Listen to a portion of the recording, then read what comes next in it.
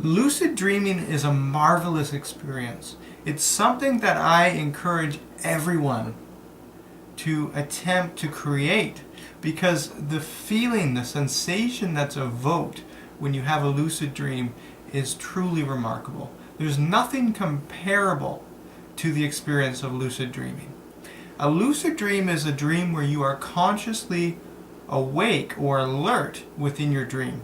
You're literally sleeping in a dream state, but you're fully conscious and aware that you're dreaming. This opens up a whole world of possibilities. You can begin to manipulate or alter your dreams according to your free will or your choice of actions. It's truly remarkable that you have the capacity while dreaming to fly, to eat any food that you desire, to swim in gorgeous lakes, streams, rivers, to be in a tropical location, and to meet a wide variety of people. Lucid dreaming is truly an art form. It takes practice, it takes dedication like anything else, and for some, though, it may occur spontaneously. You may be watching this and go, I have had a lucid dream. If you're most people, you've never had one, and here you are watching this video hoping to obtain some secrets that can help you experience a lucid dream. The first thing I want to tell you is that lucid dreams are essentially dreaming states. This is paramount to understand because many people suggest that dreams are a part of your subconscious. Some people suggest that dreams are actually your projection into the astral plane. I'm not going to go into details as to what a dream is. I ultimately don't know. But I do know that what you do while you're awake in real life is going to influence your dreams. So I feel that there is a direct correlation between your waking state and your dream state. This means that certain techniques applied while you're awake can help induce a lucid dream. Specifically, here, right behind me is my shadow, right? I have a light being projected from my right side here. And this shadow portrayed here is directly an experience of conscious reality, right? Nobody can argue that. Dreams are different. Dreams do not have shadows. There are no shadows in dreams. There is no light sources in a dream. You may see a moon or a sun, but ultimately any light stream is not affecting your surroundings.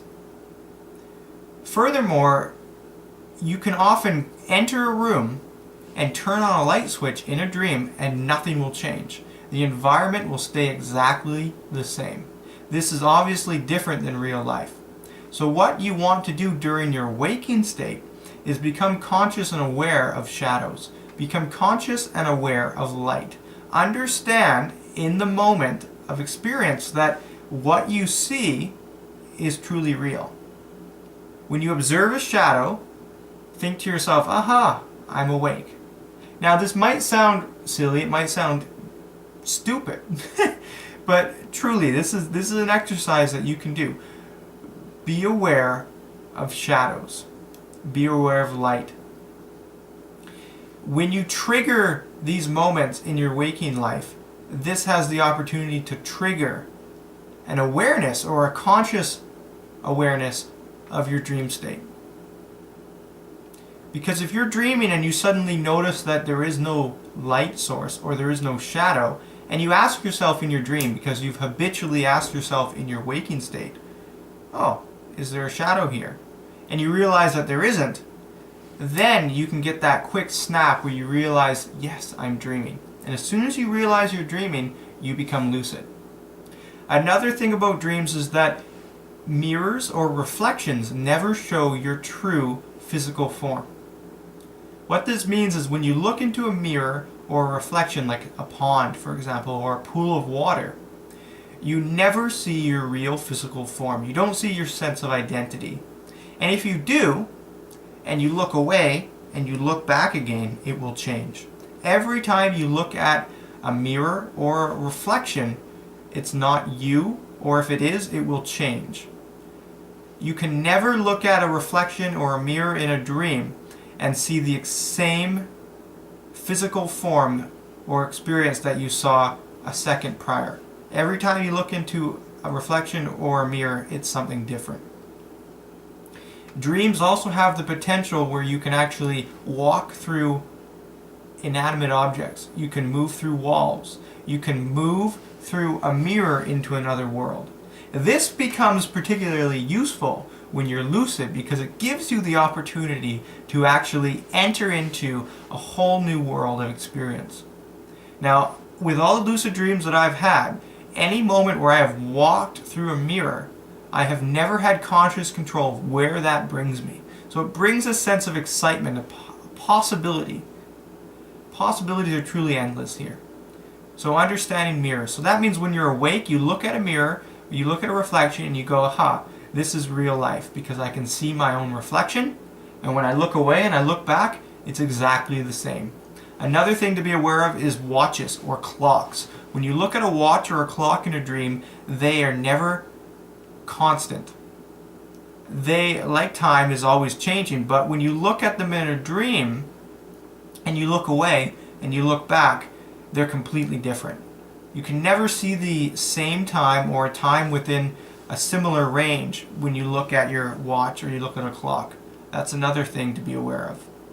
Another factor is that when you look at your feet, you may not have regular shoes that you would wear in your conscious state. You may not have the same clothing that you would wear in your conscious state, or you may actually be naked in public.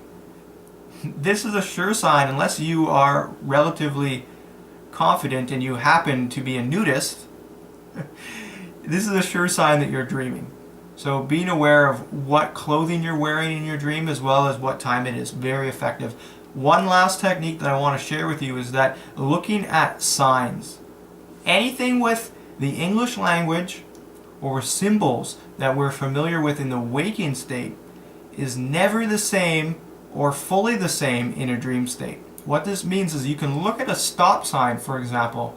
Let's say you're dreaming that you're driving down the street and you look at a stop sign and you notice, it doesn't actually say the word stop. It gives the same trigger, the same emotion, the same feeling, but it doesn't actually say the word stop. If you notice that, then you can become lucid. You become aware that you're dreaming. You may look at a sign and look away and look back and it won't be there, or it'll be completely different. Never will it be the same. Never. I repeat, never will it be the same. So dreams are constantly in flux.